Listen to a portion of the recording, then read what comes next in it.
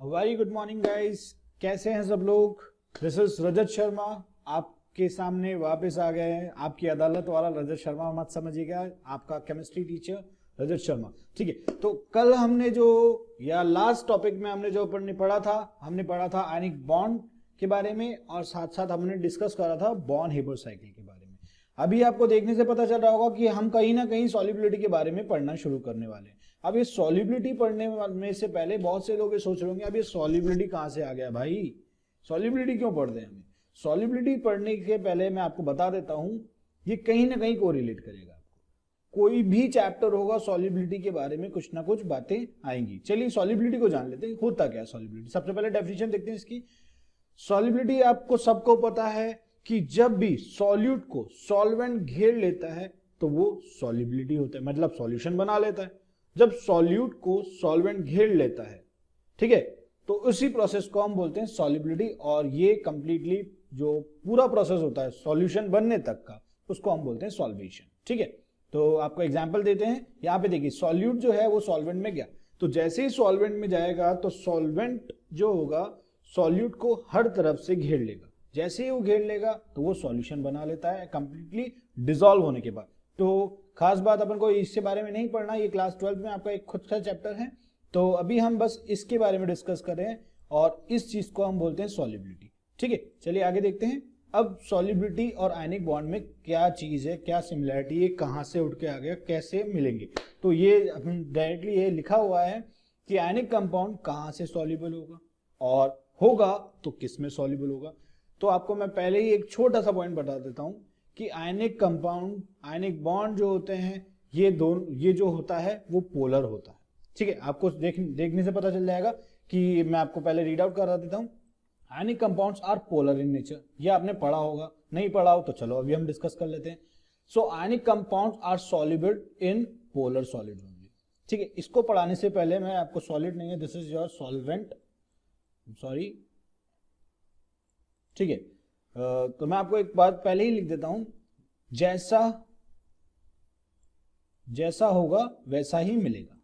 आप जैसे हो वैसे ही आपको लोग मिलेंगे। सिमिलरली आयनिक कंपाउंड होते हैं वो पोलर होते हैं, तो वो भी पोलर सॉल्वेंट में ही डिसॉल्व होंगे या सॉल्युबल होंगे। That's it. आपको ध्यान रखना है कि जैसा इंसान होता है वैसे ही उसको इंसान मिलते हैं। तो सिमिलरली आयनिक कंपाउंड जैसा है मतलब पोलर है, तो उसको पोलर में ही सॉल्युबल होगा। ठीक है, तो मैं आपको समझा देता हूं what is polar. Polar that means कि कोई भी चीज जब टूटता है, कोई भी बॉन्ड जब टूटेगा तो उसके ऊपर चार्जेस आ जाएंगे, मतलब लाइक पोल्स आ जाएंगे। फॉर एग्जांपल आप NaCl का लेंगे, जब Na टूटता है तो Na के ऊपर प्लस चार्ज आता है, NCl के ऊपर माइनस चार्ज आता है। ऑल दिस इज, ये दोनों जो माइनस एंड प्लस है, दीज आर कॉल्ड पोल्स। ठीक है, चार्जेस जो हैं ये पोल्स कहलाते हैं, and that is why they are called polar in nature. ये पोलर इसीलिए कहलाते हैं। ठीक है, चलिए हम देख लेते हैं कि ये हमने डिस्कस कर लिया आयनिक कंपाउंड जो होते हैं वो पोलर होते हैं। चलिए आगे देखते हैं। अब हम देखेंगे एक बहुत ही प्यारा सा टॉपिक, हाइड्रेशन। हाइड्रेशन पढ़ाने से पहले मैं आपको एक बार दोबारा बता देता हूं सॉल्युबिलिटी क्या होता है। मैंने जो चीज बोली थी, जब भी सॉल्यूट को सॉल्वेंट चारों तरफ से घेर लेता है, जब भी सॉल्यूट को सॉल्वेंट चारों तरफ से घेर लेता है उसको हम बोलते हैं सॉल्युबिलिटी। ठीक है, सिमिलरली अगर सॉल्वेंट अल्कोहल वगैरह इन सब के अलावा बस पानी हो, अगर सॉल्वेंट अपना पानी हो तो क्या होगा भाई, यहाँ पे हाइड्रा का मतलब आप समझ रहे होंगे, ये आपका है पानी, टिप टिप बरसा पानी वाला। ठीक है, ये पानी है। पानी अगर सॉल्यूट को चारों तरफ से घेर लेता है तो उसको हम बोलते हैं हाइड्रेशन। दैट्स इट, खत्म बात।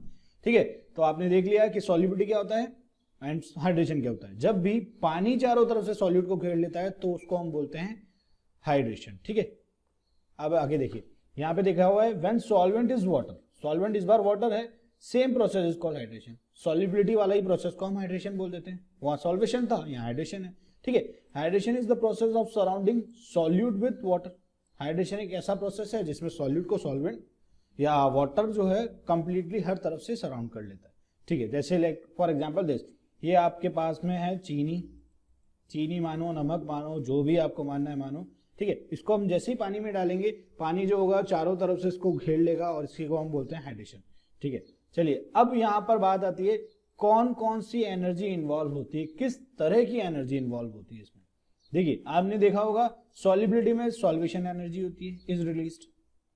इन hydration, hydration energy is release. अब तो हमने बस पढ़ दिया भाई, अब तो तुम सोचोगे सर आपने तो पढ़ दिया और यहाँ पे लिखा हुआ है ये एक्सोथर्मिक भी होता है और ये भी एक्सोथर्मिक होता है, हम कैसे याद कर ले? सर आप तो रटा रहे हो। नहीं, रटेंगे नहीं, डोंट वरी। सॉल्युबिलिटी का मतलब है कंपाउंड्स का पास पास आना, ठीक है।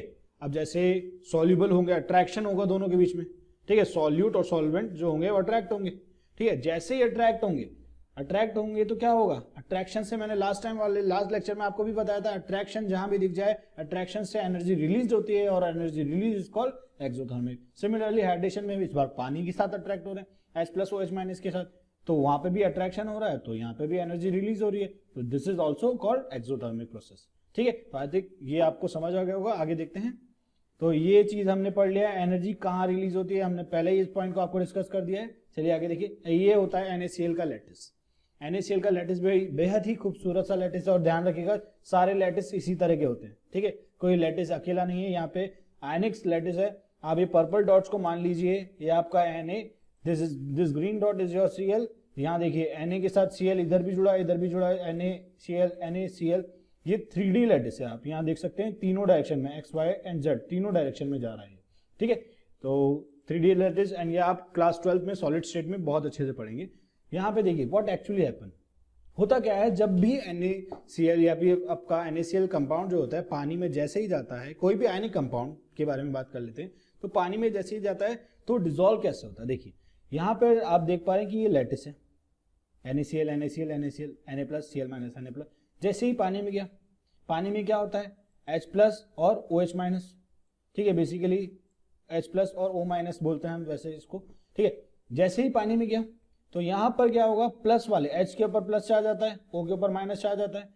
प्लस चार्ज क्या करेंगे, Cl- को अट्रैक्ट करेंगे। यहाँ पे आप देख पा रहे हैं, यहाँ पे प्लस चार्ज Cl- को अट्रैक्ट कर रहे हैं, ये प्लस चार्ज सारे के सारे Cl- को अट्रैक्ट कर रहे हैं। ये एक यहाँ पर बस अकेले को दिखाया, दैट डजंट मीन कि अकेले को कर रहा है, ये हर तरफ से अटैक करेगा, ठीक है। और यहाँ पे Na पे प्लस चार्ज है, तो इस पे अटैक कौन करेगा, ऑब्वियसली O- वाला। तो जैसे ही O- वाला अटैक करेगा तो ये बस इसको घेर लेगा, और कुल मिलाकर क्या होता है कि घेराबंदी हो जाती है। Na+ वाले को माइनस वाले अट्रैक्ट करेंगे एंड माइनस वाले को प्लस वाले अटैक करेंगे, ठीक है। तो यहाँ पर आप देख पाएंगे जब भी ये अकेला हो जाता है, तो आप यहाँ पे देखेंगे कैटायन और एनायन जब अकेला हो जाता है तो क्या होता है, यहाँ पे देखेंगे आप Na+ और Cl- का जो बॉन्ड है धीरे धीरे टूटता जाता है। तो यहाँ पे आप देख पा रहे हैं Na+ अलग से हो गया, Cl- अलग हो गया। अब यहाँ पर OH- अटैक करेगा, इस पे Cl- अटैक करेगा, ठीक है। तो ये basically this is not that level कि आप इसमें ज्यादा इतना डीप सोचे, बस आपको बता रहे हैं कि कैसे डिसॉल्व होता है और कैसे इसमें ये जाके डिसोसिएट हो जाते हैं, ठीक है। चलिए आगे देखते हैं। अब ये रहा when ionic compound dissolves in water, जब भी पानी में टूट जाते हैं, तो आप यहाँ पे देख पा रहे हैं प्लस माइनस जो है सारे पास पास हैं। ये लैटिस है, और लैटिस जैसे ही पानी में जाएगा तो क्या होगा, ये डिसोसिएट हो जाएगा, इनके बॉन्ड जो होंगे प्लस माइनस कैटायन एनायन जो होंगे वो एक दूसरे से अलग हो जाते हैं। यहाँ पे ये बात लिखी हुई है, कैटायन एंड एनायन जो होते हैं वो अलग अलग हो जाते हैं, ठीक है। यहाँ पे आप देखिए, अब देखेंगे अपन क्वेश्चंस के बारे में। पहला टाइप के क्वेश्चन अपन ने कर लिए। अब आप बोलोगे सर क्वेश्चन तो थे ही, क्वेश्चन थे सारे के सारे स्टेटमेंट टाइप के। ये this is your organic inorganic chemistry. तो यहाँ पर बेसिकली आपके बहुत सारे क्वेश्चन जो होंगे आपसे सीधा सीधा स्टेटमेंट टाइप पूछे जा सकते हैं, ठीक है। तो अब सेकंड टाइप के क्वेश्चन जो होंगे बेसिकली हाइड्रेशन एनर्जी पे अपन डिस्कस कर लेते हैं। हाइड्रेशन एनर्जी क्या होती है दोबारा रिकॉल कर लेते हैं। जब भी सॉल्यूट को हर तरफ से कौन घेर लेता है, जब भी सॉल्यूट को हर तरफ से पानी घेर लेता है तो उसको हम उस टाइम पे जो एनर्जी रिलीज होती है उसको हम बोलते हैं हाइड्रेशन एनर्जी। चलिए अब आप बोलोगे सर हाइड्रेशन एनर्जी तो पढ़ाया नहीं आपने, हाइड्रेशन पढ़ाया था। चलिए आगे देखते हैं। हाइड्रेशन एनर्जी जो होती है बेसिकली इन 3 फैक्टर पे डायरेक्टली डिपेंडेंट होती है। क्या क्या होता है एक एक करके डिस्कस करते हैं। पहला होता है डाइलेक्ट्रिक कांस्टेंट ऑफ सॉल्वेंट, दूसरा होता है चार्ज ऑन आयंस, तीसरा होता है साइज ऑन आयंस। बेसिकली आप दिमाग में चल रहा होगा डाइलेक्ट्रिक क्या आ गया भाई ये, ठीक है। डोंट वरी, जस्ट जितना ज्यादा डाइलेक्ट्रिक कांस्टेंट उतना ज्यादा पोलर इन नेचर, जितना ज्यादा पोलर इन नेचर उतना ज्यादा हाइड्रेशन एनर्जी। चलिए दोबारा समझें, जितना ज्यादा आपका डाइलेक्ट्रिक कांस्टेंट होगा उतना ज्यादा आपके पास चार्जेस होंगे, एलिमेंट्स के एटम्स के पास चार्जेस होंगे। जितना ज्यादा चार्जेस होंगे उतना ज्यादा वाटर को अट्रैक्ट करेगा, जितना ज्यादा वाटर को अट्रैक्ट करेगा उतना ज्यादा आपका भैया हाइड्रेशन एनर्जी हो जाएगी। ठीक है, तो ये समझ गए होंगे, is directly dependent to dielectric constant. Second, charge on ion, ये बात तो आपको मैंने कल भी बताई थी, जितना ज्यादा चार्ज होगा लैटिस एनर्जी है डायरेक्टली सीधा सीधा आपको ध्यान रखना है, जितना ज्यादा चार्ज होगा भैया, जितना ज्यादा चार्ज होगा उतनी ज्यादा तो इजीली अट्रैक्ट करेगा ना उसको। ठीक है, पानी के मॉलिक्यूल्स को H प्लस OH माइनस को। सिमिलरली साइज ऑफ आयन, इसके बारे में आपको मैं आगे बताऊंगा साइज ऑफ आयन के बारे में, बट स्टिल आप ये देखिए इज इनडायरेक्टली प्रोपोर्शनल। मैं आपको इसको थोड़ा अच्छे तरीके से पढ़ाना चाहता हूँ। तो बेसिकली होता क्या है ये हम आगे डिस्कस करेंगे। तो डाइलेक्ट्रिक कांस्टेंट जो है वो डायरेक्टली प्रोपोर्शनल होता है, चार्ज ऑन आयन के ऊपर डायरेक्टली प्रोपोर्शनल होता है। सिमिलरली साइज ऑफ आयन के इनवर्सली प्रोपोर्शनल होता है। चलिए आगे देखते हैं, कुछ क्वेश्चन देख लेते हैं। अब ये इसको हमने समराइज वे में लिखा हुआ है, more dielectric constant means more polar solvent. ये आपको मैंने बताया था, जितना ज्यादा डाइलेक्ट्रिक कांस्टेंट होगा उतना ज्यादा पोलर सॉल्वेंट होगा, जितने ज्यादा पोल्स होंगे उतने ज्यादा चार्ज होंगे, जितने ज्यादा चार्ज होंगे उतना ज्यादा आपका भैया हाइड्रोजन एनर्जी होगी, उतना ज्यादा इजीली अट्रैक्ट कर लेगा। और यहाँ पे आपको देख रहे हैं hydrogen energy is directly proportional to charge and inversely proportional to size. चलिए आगे देखते हैं एग्जाम्पल, और बहुत ही प्यारा और बहुत ही खूबसूरत एग्जाम्पल है। इसके अंदर क्वेश्चन जो होंगे आपके चुटकियों में सॉल्व होंगे। ठीक है, तो क्वेश्चन है, पहला एग्जाम्पल देखते हैं, compare the solubility. Solubility compare करके दिखाओ भैया। अब कंपेयर कर सकते हो आप सब लोग, यहाँ पे F minus O minus 2 N minus 3। देखो क्या आप यहाँ पे डाइलेक्ट्रिक कांस्टेंट वगैरह के बारे में कुछ दिया है? नहीं दिया। सेकंड फैक्टर देखते हैं, चार्ज। आप देख पा रहे हैं यहाँ पे -1 चार्ज है, यहाँ पे -2 चार्ज है, यहाँ पे -3 चार्ज है। तो जितना ज्यादा चार्ज, ध्यान रखिएगा माइनस प्लस पे कंफ्यूज मत होइएगा, आपको ध्यान रखना है सीधा सीधा, जितना ज्यादा मैग्नीट्यूड वाइज चार्ज, मतलब जितना ज्यादा नंबर वैल्यू, हिंदी में अगर बोले तो जितना ज्यादा नंबर उतना ज्यादा अच्छा। ठीक है, तो जितना ज्यादा नंबर, यहाँ पे N-3 है, यहाँ पे -2 चार्ज है और यहाँ पे -1, तो ये ऑर्डर हो जाएगा। तो आप यहाँ पे देख लीजिए, solubility is directly proportional to hydration energy is directly proportional to charge on ion. ठीक है, तो बेसिकली ये दोनों के दोनों चार्ज ऑन आयन के ऊपर, चार्ज ऑफ आयन के ऊपर सीधा सीधा डिपेंडेंट है। चलिए आगे देखते हैं कि भाई compare the hydration energy of. ठीक है, ये आपको कंपाउंड दे दिए, आपको ये एलिमेंट्स दे दिए, इनका हाइड्रेशन एनर्जी कंपेयर करना है। तो आप क्या बोलेंगे भैया, नीचे जाते वक्त ये आप देख सकते हैं सारे के सारे एक ही ग्रुप के हैं। नीचे जाते वक्त सबसे पहले यहाँ पे चेक कर लेते हैं अपन चार्ज, सबके ऊपर +1 चार्ज है। और नीचे जाते वक्त साइज जो होती है, साइज आपकी इंक्रीज होती जाती है। ठीक है, तो बेसिकली साइज ऐसे ऐसे इंक्रीज होती जाएगी, नीचे जाते वक्त आपकी साइज इंक्रीज होगी। तो आपने पढ़ा ही था कि hydration energy is inversely proportional to size. तो यहाँ पर ये बन जाएगा कुछ ऐसा ऑर्डर। ठीक है, तो ये आपको आई थिंक ये क्वेश्चन अच्छे से समझ आ रहे होंगे। चलिए अब थर्ड टाइप के क्वेश्चन देखते हैं अपन। वो क्या होता है, एप्लीकेशन ऑफ हाइड्रेशन एनर्जी पे कुछ क्वेश्चंस देख लेते हैं। ठीक है, चलिए आगे देखते हैं। एप्लीकेशन ऑफ हाइड्रेशन एनर्जी जो होती है, बेसिकली 3 टॉपिक्स के अंदर अपन इसको कवर कर लेंगे। पहला चीज है साइज ऑफ हाइड्रेटेड आयन, दूसरा है mobility of ion and conductivity of ion. ये दोनों तो बहुत ही सिंपल से और बहुत माइन्यूट से टॉपिक है। अब आप देख लेते हैं साइज ऑफ हाइड्रेटेड आयन। सबसे पहले मैं आपको ये बता देता हूं, hydrated ion is nothing, gaseous ion नहीं होते। ये पानी में जाने के बाद, जब पानी मिल जाता है इनके अंदर, तब इसको हम बोलते हैं size of this is called hydrated ion. ठीक है, पानी डिसॉल्व होने के बाद। ठीक है, चलिए आगे देखते हैं। साइज ऑफ हाइड्रेटेड आयन किस किस पर डिपेंड करता है, या क्या होता है, smaller size of gaseous ion means higher size of hydrated ion. भैया रटा दिया है ना, ऐसा लग रहा होगा आपको कि जितना ज्यादा साइज छोटा होगा गैसियस आयन का, उतना ज्यादा साइज ऑफ हाइड्रेटेड आयन ज्यादा होगा। Similarly size of gases ion is small, charge density small. भैया हम तो रटा रहे हैं, ऐसा लग रहा होगा, डोंट वरी, आप रटेंगे नहीं, इसको समझते हैं। साइज ऑफ हाइड्रेटेड आयन, चलिए मैं आपको एग्जांपल लेता हूं। ये रहा लिथियम, ये सोडियम, लिथियम ये रहा, सोडियम ये रहा एंड पोटेशियम ये रहा। ठीक है, सबके ऊपर आपको पता है चार्ज +1 होता है। ठीक है, +1 चार्ज। सिमिलरली इसके ऊपर भी +1 का चार्ज। ठीक है, अब मैं बात कर रहा हूं कि हमने बोला यहाँ पर कि smaller size of ion gaseous ion means higher hydrated ions. चलिए इसको समझते, साइज ऑफ गैसेस आयन छोटा, फिर बड़ा, फिर बड़ा, डाउन द ग्रुप जाने में साइज इंक्रीज होती है। ठीक, तो अभी मैं बोल रहा हूं आपको जितना ज्यादा गैसेस आयन छोटा होगा उतना ज्यादा हाइड्रेटेड आयन होगा। चलिए इसको मैं आपको समझाता हूं कि सपोज करिए आपने यहाँ पर तीनों पर एक बराबर अमाउंट ऑफ पानी की ड्रॉप डाली, ठीक है, तीनों अमाउंट ऑफ पानी की ड्रॉप डाल दी, बराबर अमाउंट, ठीक है।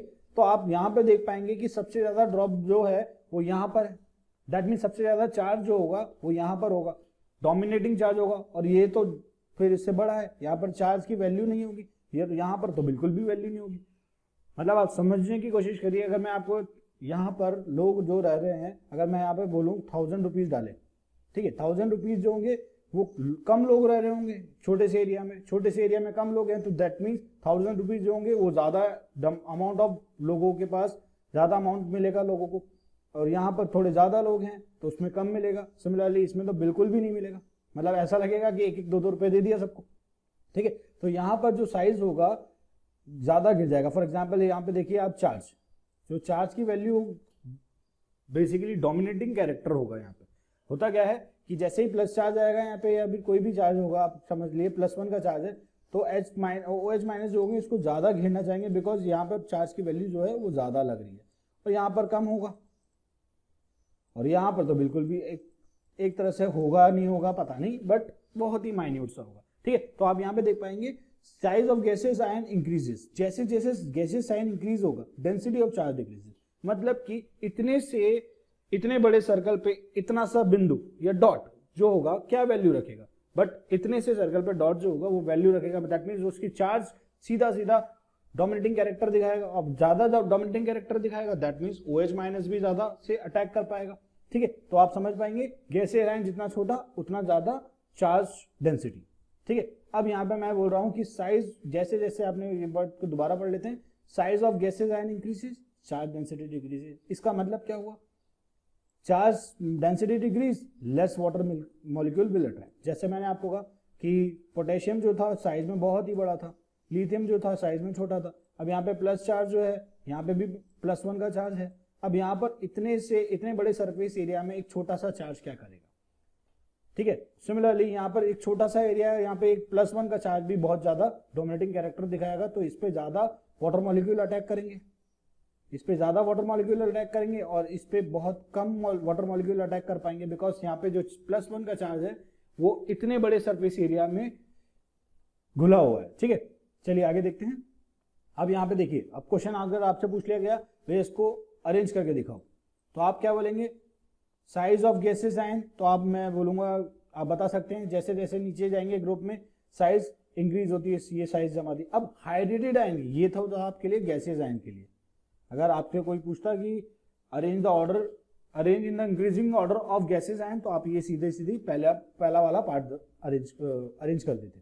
अगर मैं सेकंड वाला बोलूंगा आपको, तो सेकंड वाले के लिए आपको क्या करना है, हाइड्रेटेड आयन मतलब कि वो पानी में जाने के बाद आप ये चेक कर पाएंगे कि मैंने यहाँ पे इसका जो सरफेस एरिया है इसमें घूमते घूमते ये कितना बड़ा साइज हो गया इसका, ठीक है, क्योंकि इसको इतना सारा वाटर मॉलिक्यूल ने अटैक करा हुआ है, क्योंकि इसका जो चार्ज की वैल्यू है वो ज्यादा कैरेक्टर दिखा रही है, सिमिलरली इसका कम और उसका सबसे ज्यादा कम, ठीक है। चलिए आप समझ गए होंगे ये चीज, ये हो गया इसका ऑर्डर, और आई थिंक अब ये आपको कहीं भी अटकने नहीं देगा। चलिए आगे देखते हैं। अब सेकंड जो टॉपिक है और थर्ड टॉपिक भी बहुत ही माइन्यूट सा टॉपिक है, इसको हम एक ही बार में खत्म कर लेते हैं। मोबिलिटी एंड कंडक्टिविटी, या आपको बस पानी में ही देखने को मिलेगी, ठीक है। अब आप देखिए मोबिलिटी या कंडक्टिविटी, जितना ज्यादा बड़ा साइज होगा, मैं मान के चलता हूं एक छोटा आयन एक बड़ा आयन, जितना ज्यादा बड़ा आयन होगा, या पर अपन बोले एक रेस लगा ली अपन ने, एक मोटा आदमी और एक पतला आदमी। फॉर एग्जाम्पल आप मोटू पतलू देखते होंगे, जब भी उसके पीछे कोई भी लुटेरा पड़ जाता है तो आप कौन पहले तेज भागता है, आप देख पाते होंगे कि पतलू जो होता है वो ज्यादा तेज भाग पाता है, बिकॉज वो इजीली ज्यादा एक्टिव होता है और इसलिए तेज भाग पाता है। और आपका जो मोटू होता है, मैं माफ करिएगा बहुत से लोग अपने ऊपर लेना शुरू हो जाएंगे, मोटे लोग कम भाग पाएंगे, ठीक है। तो ऐसे ही जितना ज्यादा साइज बड़ा होगा मोबिलिटी उतनी ही कम होगी, इजीली मूवेबल नहीं हो पाएंगे, ठीक है। कंडक्टिविटी भी इसी पे डिपेंड करेगा, जितना ज्यादा साइज बड़ा उतना ज्यादा कंडक्टिविटी छोटी, is inversely proportional, they are inversely proportional. चलिए इसके कुछ क्वेश्चन देख लेते हैं। Which of the following has the least mobility and conductivity, इन दोनों में, इन सब में से सबसे मोबिलिटी कम और कंडक्टिविटी कम किसकी है। तो आप देख पा रहे हैं कि सारे के सारे एक ही ग्रुप के हैं। तो आप ऐसे आपने देखा होगा beryllium, magnesium, magnesium is not mention here, calcium and strontium, ठीक है। ये सब चीजें लिखी हुई हैं यहाँ पे। जैसे जैसे डाउन द ग्रुप जाते हैं साइज इंक्रीज होती है। भैया साइज सबसे ज्यादा इसकी बड़ी, तो क्या होगा, इसका मोबिलिटी सबसे कम हो जाएगा, ठीक है। चलिए आगे देखते हैं। अब आपके लिए एक होमवर्क क्वेश्चन, इसको हम बहुत ही प्यारा चॉकलेट क्वेश्चन है, मैं आपको फिर भी बताता हूं आपको इसको करना क्या है। आप खुद से सॉल्व करने की कोशिश करिए। यहाँ पे देखिए F minus and Na plus, दोनों के दोनों मैं आप क्वेश्चन रीड आउट करता हूँ। F minus and Na plus have same charge and almost same size, दोनों के पर सेम चार्ज है, इसके पर -1 का, इसके पर +1 का, मतलब मैग्नीट्यूड वाइज अगर अपन देखें तो चार्जेस सेम, और एटम की साइज जो है इसने बता दिया है कि ऑलमोस्ट सेम साइज की होती है। तो इन विच केस F माइनस और Na plus hydration energy is more, दोनों में से हाइड्रेशन एनर्जी किस में ज्यादा होगी। तो आप ये बताइएगा, क्वेश्चन खुद से करने की कोशिश करिए। तो आपको मैं बता देता हूँ। चलिए, ये पानी जो होता है वो इस तरह का होता है, O के ऊपर -2 का चार्ज, या H, ये H, ठीक है, ये H प्लस, ये H प्लस। अब F माइनस पे अटैक कौन करेगा, ये H प्लस और ये H प्लस, दो तरफ से H प्लस अटैक कर सकते हैं, ठीक है, दो तरफ से H प्लस अटैक करेंगे, और इस पे तो सीधी सीधी बस एक ही O अटैक करेगा। तो answer is F minus, because यहां पर अटैक करने वाले या अट्रैक्शन करने वाले दो स्पीशी हैं, दो हाइड्रोजन के एटम्स हैं, और वहां पे ऑक्सीजन एक ही है। तो इसलिए आपका F माइनस जो होगा वो हाइड्रेशन एनर्जी ज्यादा दिखाता है as compare to sodium ion, ठीक है। चलिए आगे देखते हैं। और अब रहा क्वेश्चन आपके लिए, question in which the both hydration energy and lattice energy is involve. अब इस बार क्या हो गया, लैटिस एनर्जी जो हमने लास्ट टाइम पढ़ा था, इसके अंदर और उस हाइड्रेशन एनर्जी दोनों के बाद, दोनों को कंपेयर करके हमने एक क्वेश्चन बना लिया। अब देखते हैं किस तरह के क्वेश्चंस होंगे। पहले इसको थोड़ा सा रिवाइज कर लेते हैं। लैटिस एनर्जी क्या होता है, लैटिस एनर्जी को हमने बोला था, lattice energy is the amount of energy release जब एक मोल कंपाउंड बनता है, किससे, अकेला गैसियस कैटायन से और अकेला गैसियस एनायन से, जब दोनों फ्यूज होते हैं तो amount of energy release is known as lattice energy. चलिए, हाइड्रेशन एनर्जी को हमने क्या बोला था, energy release when 1 mole of compound completely breaks, ठीक है। तो यहां पर देखने को आपको मिल रहा होगा, यहां पर तो इन दोनों का बीच में संबंध बनता है, मतलब दे गॉट इनटू रिलेशनशिप, ये दोनों रिलेशन में आते हैं। और यहां पर हाइड्रेशन एनर्जी क्या होती है, जब कैटायन और एनायन का ब्रेकअप होता है और जब एक मोल कंपाउंड ब्रेक होता है कैटायन और एनायन में, इन दोनों का ब्रेकअप हो जाता है और जितनी एनर्जी रिलीज होती है उसको हम बोलते हैं हाइड्रेशन एनर्जी। और सिंपल भाषा में अगर मैं बोलूं कि जब भी एक मोल कंपाउंड ब्रेक होता है कंप्लीटली कैटायन और एनायन में, तो उस टाइम ब्रेक होने के बाद जो एनर्जी रिलीज होती है उसको हम बोलते हैं हाइड्रेशन एनर्जी। चलिए, इसके बारे में ये जो लाइन लिखी हुई है इसको आप पढ़ने की कोशिश करिए, फिर मैं आपको समझाता हूं।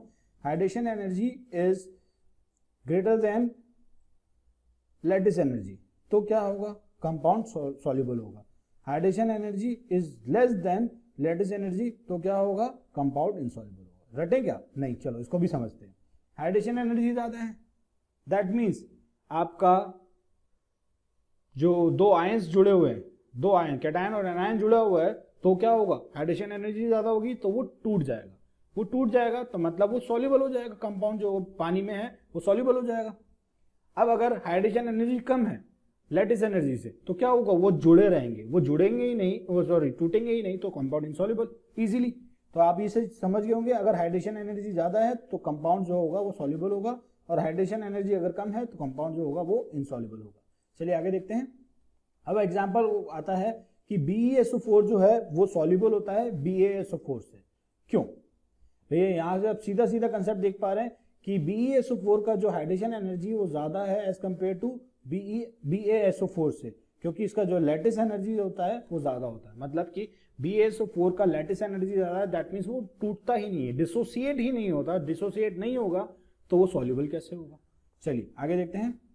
Which is more soluble, LiF और LiCl। अब ये क्वेश्चंस आपको खुद को करके देखने हैं कि LiF ज्यादा सॉल्युबल है या LiCl ज्यादा सॉल्युबल है। तो यहाँ पे आप देख पा रहे हैं कैटायन जो है वो दोनों के दोनों सेम है, Li प्लस, F के ऊपर माइनस चार्ज, Cl के ऊपर माइनस चार्ज, ठीक है। यहाँ पे चार्ज भी सेम है। अब आप देख पाएंगे कि चार्ज जितना ज्यादा उतना ज़्यादा आपका सॉरी एक सेकेंड, मैं इसको दोबारा से लिख देते हैं। तो आप यहाँ पे देख पा रहे हैं कि कैटायन जो है दोनों का सेम है, तो अपन को क्या देखना है, एनायन को देखेंगे, F के ऊपर माइनस, Cl के ऊपर माइनस, दोनों के ऊपर चार्ज जो है सेम है। अब अपन जाएंगे एक साइज वाले पे, साइज जितना ज्यादा, आपने सुना था साइज जितना ज्यादा उतना कम सॉल्यूबल, ठीक है, उतना ज्यादा सॉल्युबिलिटी। एक सेकेंड मैं इसको दोबारा रीड आउट करता हूँ, आई थिंक मैंने गलत लिख दिया ये।